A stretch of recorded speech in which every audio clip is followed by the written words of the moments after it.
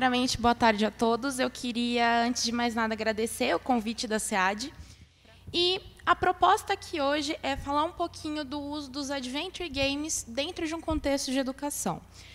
Já foi falado aqui nessa mesa, nas mesas anteriores, a diferenciação que a gente tem entre gamificação e o uso de jogos, em específico, dentro de um contexto educacional.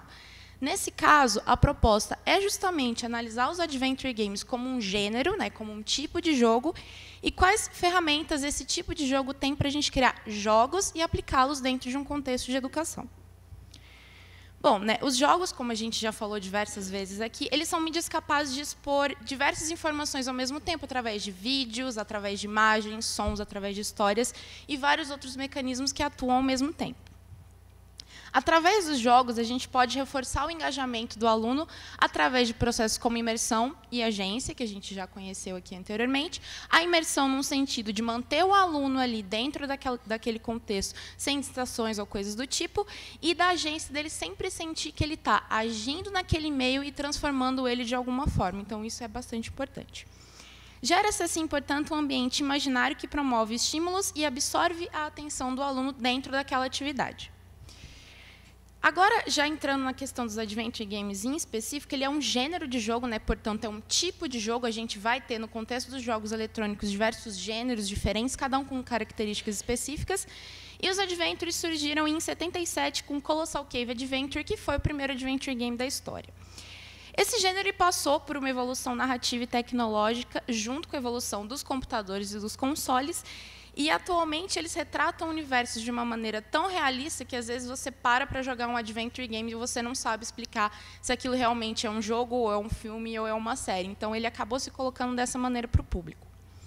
Aqui eu vou ter dois exemplos de Adventure Game para entretenimento, especificamente. O primeiro é The Wolf Among Us, e o segundo, Life is Strange, que ali a gente vai ter uma das características que a gente coloca como principais nos Adventure Games atualmente, que é a sua capacidade de escolha dentro do jogo. Então, o jogo vai te dar diversas opções de ações ou de falas que ele vai poder escolher o que fazer, escolher o que falar, e isso vai gerar consequências no final. Dentro de um contexto educacional, quando a gente fala de um jogo educativo, por exemplo, isso permite que a gente dê ao aluno a oportunidade de não ter exatamente o certo ou o errado. Ele pode explorar vários caminhos e aí descobrir as consequências desses caminhos e descobrir novos conteúdos, novas práticas. E aí, uma definição dos Adventure Games, para a gente ir construindo essa estrutura de gênero mesmo, a gente vai ter 5 características principais, segundo a Clara Fernandes Vara, que é uma das principais autoras no assunto. A gente vai ter um jogo movido pela história, basicamente, então a narrativa, o assunto, o tema, ele vai ser muito maior do que a ação em si dentro do jogo. A solução de quebra-cabeças e problemas, que a gente pode aplicar em um contexto educacional com bastante diversidade, vou falar um pouquinho mais a seguir. Ao menos um personagem controlável, então a gente pode ter um ou mais. A manipulação de objetos, que também vai ser algo muito importante, inclusive se relacionando com os problemas. E a exploração de ambientes e as possibilidades de ação dentro desses ambientes.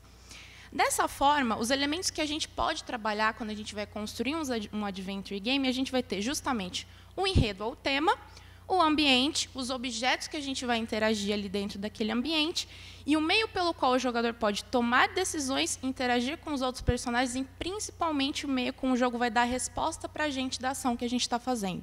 O feedback, em todo momento, é muito importante para o aluno/jogador, no caso. E aí os Adventure Games eles vão se relacionar muito mais com o conteúdo e a solução de quebra-cabeças e problemas do que com ações puras, entre aspas, né, no caso. Atualmente, os Adventure Games também têm como ponto principal a inclusão de árvores de decisão para interação com outros personagens, como eu mostrei anteriormente. Então, toda essa ramificação da história e das escolhas do personagem podem agir ativamente quando a gente fala de aplicar conteúdos educacionais. E essa estrutura de árvore também vai estar presente na organização dos espaços. Então, você pode ter, por exemplo, um museu, pegando o exemplo aqui da palestra anterior, que você vai relacionar todas aquelas salas do museu de uma maneira que você pode ir para um lado e para o outro, avançar, retroceder, enfim. E aí, o que os Adventure Games podem ensinar, né? Já ali entrando um pouco mais na questão educacional. Quando a gente fala da capacidade de aprendizagem inerente a um jogo, ou, no caso, especificamente dos Adventure Games, a gente pode ter 2 casos. Em um primeiro momento, jogos de entretenimento que não foram feitos com intuito educacional, mas que podem, sim, ser utilizados dentro de sala de aula. e jogos educacionais, que são feitos com conteúdos específicos. O primeiro caso, eu vou trazer um estudo aqui, quem estiver interessado também depois em ler o artigo, se aprofundar um pouquinho mais, que foi um estudo feito por Shen e Yang, que são professores em Taiwan, que pegaram um jogo de entretenimento, que eu vou mostrar as telas dele depois, inclusive, e deram para os alunos deles jogar. Para quê? Para que eles tivessem uma questão de aprendizado em língua inglesa. Então, quando você pega um jogo de uma outra língua, você pode usar um jogo de entretenimento para auxiliar os seus alunos à aquisição de vocabulário, no aprendizado de outras línguas e melhorar as habilidades de linguagem e comunicação. Então, no caso, o jogo, né, em questão é o Bone, Out from Bonneville, produzido pela Telltale Games em 2016.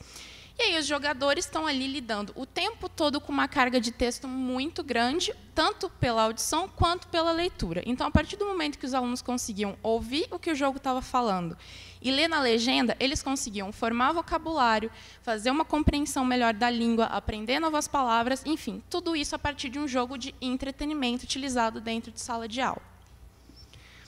Aí, quando a gente já vai passar mesmo para a criação de jogos com conteúdos específicos para a educação, a gente vai ver que os Adventure Games eles vão demandar do jogador/aluno algumas posturas que podem ser levadas em outras situações, por exemplo, fora da sala de aula ou em qualquer outro contexto, que é a questão da interpretação. Então, a partir do momento que um problema é apresentado para você, como que você vai resolver isso? Qual vai ser o conteúdo fora daquele jogo que você vai poder aplicar?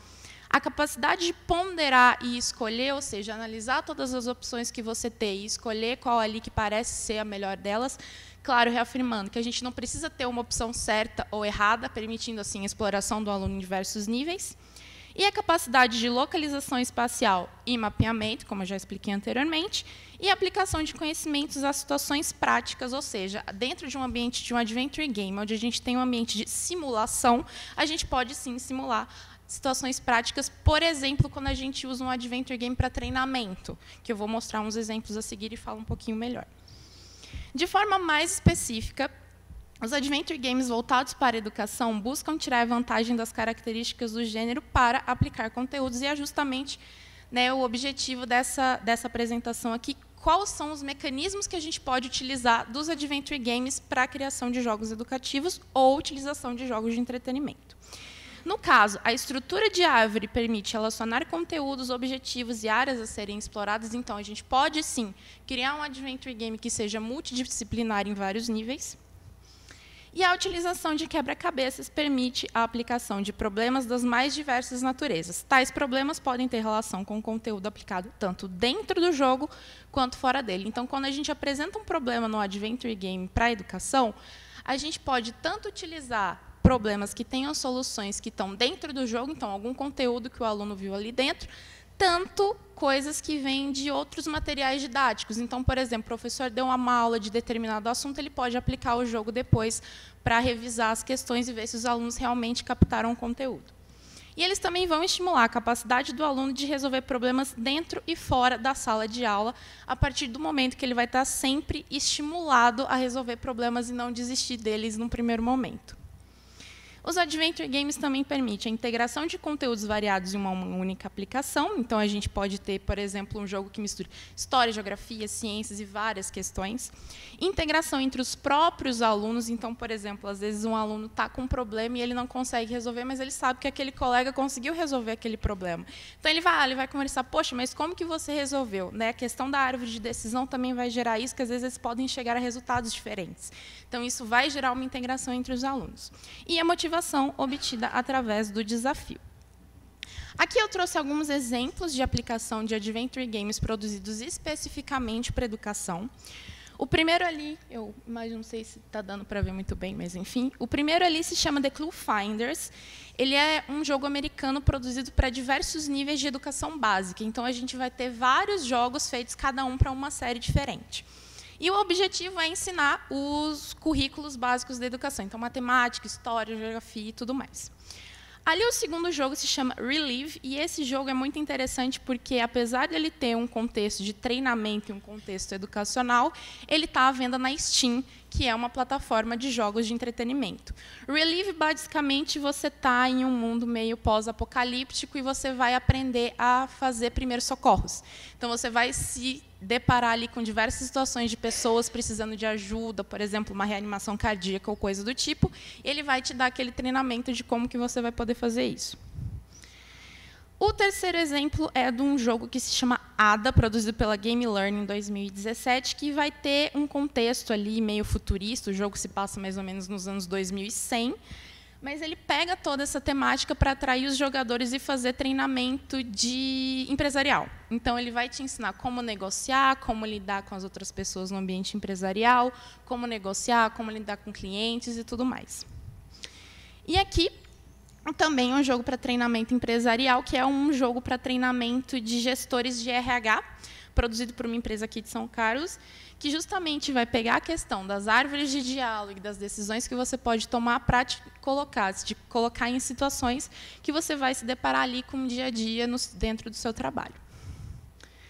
Basicamente, a bibliografia assim, mais geral que eu utilizei foi essa. Se alguém tiver interesse, depois é só entrar em contato que eu posso passar os textos. E é isso. Muito obrigada pela atenção.